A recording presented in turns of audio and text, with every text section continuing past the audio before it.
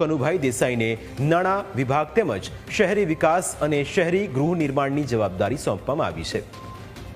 જીતુ વાઘાણીને કૃષિ અને ખેડૂત કલ્યાણ, સહકાર, મત્સ્ય ઉદ્યોગ તેમજ પશુપાલન અને ગાય સંવર્ધન વિભાગની જવાબદારી સોંપવામાં આવી છે। ઋષિકેશ પટેલને ઉર્જા અને પેટ્રોકેમિકલ્સ, પંચાયત અને ગ્રામીણ ગૃહ નિર્માણ તેમજ વિધાનસભા અને સંસદીય બાબતોના મંત્રી બનાવાયા છે। કુંવરજી બાવળિયાને શ્રમ, કૌશલ્ય વિકાસ અને રોજગાર તેમજ ગ્રામીણ વિકાસ વિભાગ સોંપાયો છે, જ્યારે નરેશ પટેલને આદિજાતિ વિકાસ, ખાદી, કુટીર ઉદ્યોગ અને ગ્રામીણ ઉદ્યોગની જવાબદારી સોંપવામાં આવી છે। અર્જુન મોઢવાડિયાને વન અને પર્યાવરણ, ક્લાઇમેટ ચેન્જ તેમજ વિજ્ઞાન અને ટેકનોલોજીની જવાબદારી સોંપવામાં આવી છે, જ્યારે ડોક્ટર પ્રદ્યુમ્ન વાજાને સામાજિક ન્યાય અને સશક્તિકરણ, પ્રાથમિક, માધ્યમિક અને પુખ્ત શિક્ષણ તેમજ ઉચ્ચ અને ટેકનિકલ શિક્ષણ વિભાગ સોંપાયો છે। રમણભાઈ સોલંકીને ખાદ્ય વિભાગ તેમજ નાગરિક પુરવઠા અને ગ્રાહક બાબતોનો વિભાગ સોંપવામાં આવ્યો છે।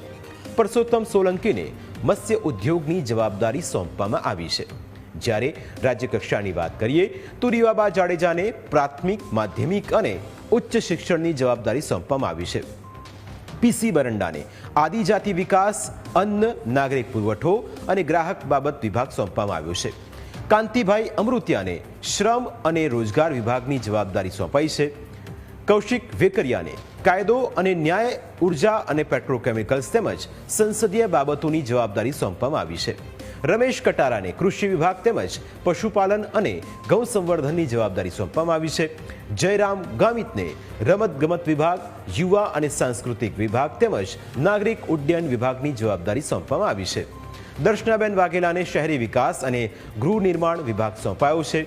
પ્રવીણ માળીને વન અને પર્યાવરણ, ક્લાઇમેટ ચેન્જ તેમજ વાહન વ્યવહાર વિભાગ સોંપાયો છે।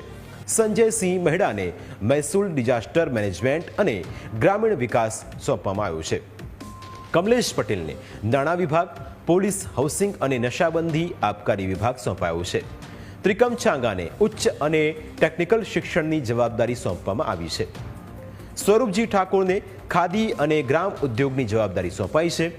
જો સ્વતંત્ર હવાલાની વાત કરીએ તો પ્રફુલ્લ પાનસેરિયાને આરોગ્ય વિભાગની જવાબદારી સોંપવામાં આવી છે।